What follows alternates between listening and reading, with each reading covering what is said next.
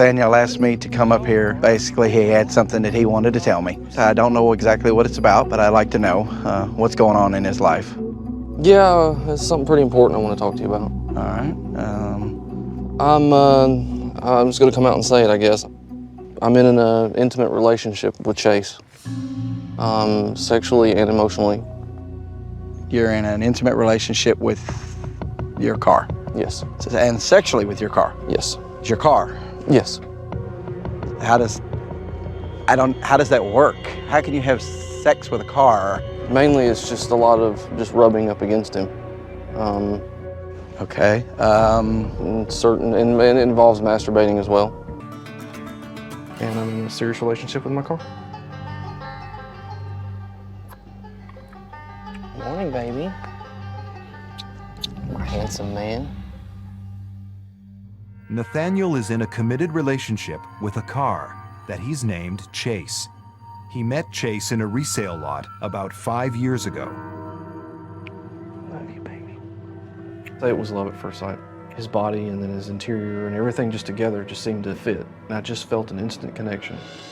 Now I have a really strange story about a guy from Washington State named Edward Smith. He's 63 years old, and he was on a TV morning show the other day, and he said that he had made love to over 700 vehicles, including Mustangs, luxury Jaguars, and even an attack helicopter, Lewis, which is incredible. Such an aggressive vehicle for him to be making love with. Smith made the admission on a British family TV show called This Morning, and he told the hosts that he was a mechanicphile, someone who is sexually attracted to machines and prefers making love to motors more than women. He says he first did this when he was 14 with a Volkswagen Beetle, starting with a small vehicle, when he was tempted to give the vehicle what he described as a gentle caress. Let's hear from Edward Smith. The neighbours next door had a VW Beetle. So when you were about 14, not to put too fine a point on it, that was your first experience of love with a car? Other than like toy models and pictures and the standard young teenager growing up developing their libido, I got tempted one night to just step outside and gently caress the car, and it did something for me, kind of woke something up inside. He also admitted that in October of 2013, that he was occasionally attempted to stray from making love to vehicles, but said, "I know better now than to pursue other people's private property without permission. I will not deny that I look at other cars on TV or at shows and still get those impulses and desires, but those were the early days. Now I want to settle down."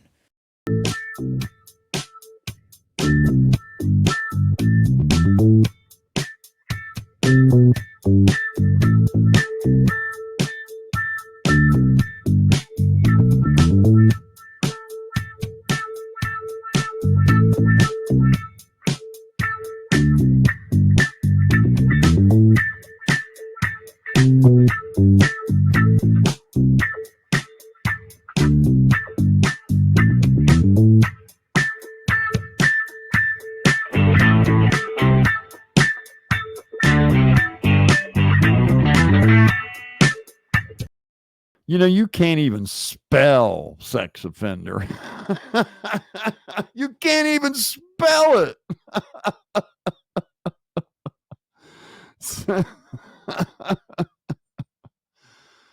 Oh, dear, dude.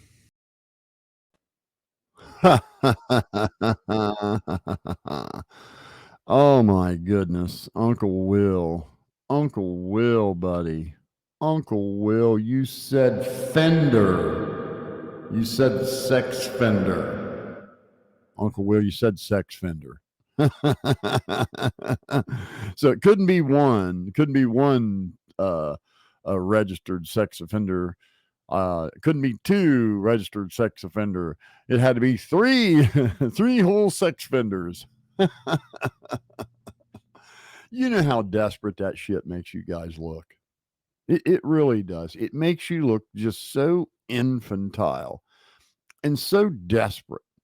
You know, I mean, let's be real. You know, how did we get here? and the simple truth is that Ryan Upchurch has been doing drugs, and he done a bunch of drugs and went on the internet and was hallucinating. And he picked some woman out randomly while he was hallucinating on dope. And he decided that Kylie Rodney was not real and that her parents faked it for the GoFundMe money. And then he claimed that Ellen DeGeneres' girlfriend was also fake because there were no police there and he couldn't understand all the links. Okay. And then after solving the mathematical equation of a triangle with the help of Power Stroke, No Joke, and father and son reactions, and Curt Burkhardt, a welder that you can find on Instagram and Facebook, they then decided that since none of that worked in his hallucination and none of that made sense, that the better hallucination was that Kylie's dad, or Kylie's grandfather, was actually the dad of a girl named Callie. And they doxed that girl, who, by the way, was of no connection. And while Ryan was hallucinating on dope, he put up a picture of Callie's dad and Kylie's grandpa saying they were the same person, and they didn't even look anything alike. There was absolutely no similarity at all. And then when that fairy tale couldn't be possible, they decided that 3 YouTubers and a girl in the Army went to California to sex traffic a child. And they sex trafficked her so hard that she passed away. So they had to put her in her car and put her in the water. And they came back home, got away with it. Everything was good. The police even searched the lake and said, hey, she's not here. We didn't find her. And they had it in the bag. Okay.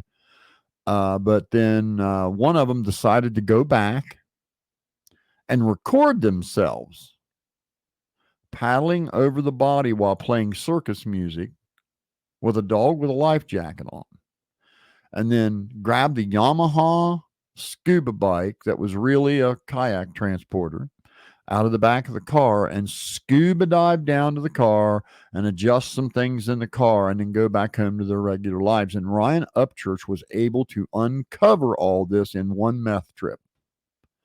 I mean, he's a hell of an investigator, Mr. Gadget is. From the Ronnie Jones 14-year-old tennis shoe photo to the 10-year-old Google satellite image to everything in between. And imbeciles and simpletons like Uncle Will have set out to try to defend that hallucination and try to turn it into something that's valuable, to try to save Ryan's career that is just damaged beyond belief now because his mother, instead of doing damage control, came out and doubled down on all of it and then got on a panel with Johnny Gobble, the guy that said she has sex with all of Ryan's friends, and sat there with a dude that calls himself Dope Dad. And so now Ryan's brand is damaged beyond belief. And Uncle Will has just decided to sell out all of his dignity, every bit of credibility he could have ever had to defend this fairy tale. And so what's been going on, let's keep it real, is 7 grown men have been stalking, bullying, harassing 3 female war refugees and a girl in the Army. And I'm the guy that said, hey, that's wrong. And you are trying to make me out to be the bad guy. And I'm going to tell you something, it's never going to work. You might think you're winning in your little bubble that you live in, because you got all these the same little gnats around you that smell the same turds. Okay. And you guys all enjoy eating the same poop together. You think because you got some other gnats in the room with you that you got all this support, and you're just the uber minority. The overwhelming majority of Ryan's fans are disgusted by what they see, and they are disgusted by an Uncle Will, and they are disgusted by a Power Stroke, and they are disgusted by a father and son's reaction, and they are disgusted by the whole just all of it. Okay. And you guys go straight for the just the gutter trash. Every time you open your mouth and you're proven wrong, your defense is to go straight for the gutter trash sex crap. You guys have the filthiest, dirtiest minds of anybody I've ever seen. If it isn't a pedophile, it's a sex offender, it's somebody raping people instead of having gangbang. You guys are just, you got filthy minds, and it just goes to show how damned immature you are. Now, I know Uncle Will put a lot of work into this, thinking in his mind, he's got himself convinced that he can make this baseless, slanderous lie about some special needs, licensed special needs child caregivers. My wife and I are licensed special needs emergency foster parents. And we are backed by the state and by the federal government. And we are fully licensed, and we don't just have special needs foster children. We have took complete custody of 2 special needs children. And for you to go out there making these kind of slanderous accusations like that, Uncle Will, I have no choice but to hold you accountable for that. No choice at all. And I know you've convinced yourself that because you didn't mention any names, well, you can't get in trouble for it. Well, it just goes to show what a small-minded simpleton you are. None of you guys seem to have paid attention that one of the things that happened when these new laws were passed here just 2 years ago, one of them is cyberbullying. And states now have the ability to convict you for cyberbullying. And the laws are very liberal, by the way. In Florida, there have been 3 cases won where it was just somebody spreading a rumor on Facebook that made no mention of the person's name, just insinuated and implied. And they've lost that lawsuit. They were sued and they lost. That has set a court precedence in that state. Georgia as well. There's been 2 such cases, one in Georgia already. And Uncle Will, in 12 and a half days, I'm going to be right there where you live. I'm getting a hotel 3 blocks from where you go to work every day. I'm going to stay there for 2 days. Okay. The first day, I'm going to go to the courthouse now, and I'm going to file a defamation suit against you. Now, even if it gets thrown out, you have to respond to it now. You have no fucking choice. And it's going to cost you $250 out of pocket. And the only way you can get that $250 back is if you win. And we both know you're not going to win because it's another baseless allegation from Crack Squad.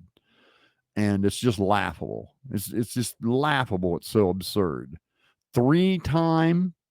I mean, that's not even possible, dude. If you're charged with a sex crime and you have to register as a sex offender, it's once. It's not 3 times. You imbeciles. So, for a minute there, I thought you were trying to grossly exaggerate the public indecency ticket. And I mean ticket that I got in the very, very early 90s because I'm getting it on with my wife in the woods and a game warden walked up on us. Okay. I was issued a ticket that you just pay a fine for. It's a minor misdemeanor, like getting caught peeing outside. Okay. And I thought you were exaggerating that at first. So I just didn't even care. But now I know it's just a completely baseless, made up story. And it's just completely baseless, not grounded in any form of reality, just like Ryan Upchurch's hallucination. And I'm going to hold you accountable for it. Uncle Will, I'm just going to hold you accountable for it. And I know you think because you didn't say my name, there's nothing that can happen to you, but you better do your homework because that's not true anymore. if you imply it or insinuate it, if you have supporting comments, videos, audios, whatever, leading up to it that would indicate that you are on this person's ass, then it's clear that that's who you're talking about. It's chargeable in court, buddy. And like I said, even if they throw it out, it's worth the $180 to me to file it, just to watch you have to fucking deal with it. And I mean that. I mean, I don't know when Crack Squad, it's going to dawn on them that when I say something, I mean it. So I'm going to tell you right now, I mean it. I'm coming there in 12 days. I mean it. I'm going to file this defamation against you now. I mean it. And then on day two will be the most fun day, because I'm going to make the coolest vlog ever, passing out flyers with your picture on it and a quote from you. You see, you can't sue me for that, Uncle Will, because when it's true, it's not slander. And these are your words that I have a video to support of you saying them. Just horribly racist comments that if you said those exact words at work, they would fire you. If you said those exact words in a grocery store, they would eject you. And I'm going to put that on a flyer with your picture of you flipping people off from your work vehicle. No, you weren't in your vehicle that day. You were in your work vehicle. And I noticed you think you were slick and you took some of them down. You don't think I copied all those before you did that, Uncle Will? I got every video of you on the clock, in your company vehicle, not your vehicle, company vehicle, slandering these women and making all kind of vlogs while driving. And I'm going to pass all these flyers out. And I mean, I'm going to paint your neighborhood with them. I'm going to go to the carry out and the gas station you stop at all the time. And then I'm going to pass them out all around your workplace and even maybe stick them on some of the trucks. And then I'm going to waltz right in and sit down in front of your boss, and we're going to have a discussion about why that company supports you driving around and they're paying you by the hour to slander 3 war refugees and make all kind of racist comments aimed at them. And they call that a hate crime, Uncle Will. It's called a hate crime. When you slander and attack minorities, it's a hate crime. And you're guilty of it, big time guilty of it. So, and I know you're dumb and you just aren't willing to accept that I speak the truth. But so I'm going to just tell you one more time, I'm coming in 12 days. And now I'm not only going to pass the flyers out and have a talk with your boss, but I'm also going to file a suit against you and force you to have to respond to it. Even if it gets thrown out, I'm going to force you to have to respond to it. I'm going to dig in your wallet and I'm going to take some money out of it. So that being said, have a nice day, folks.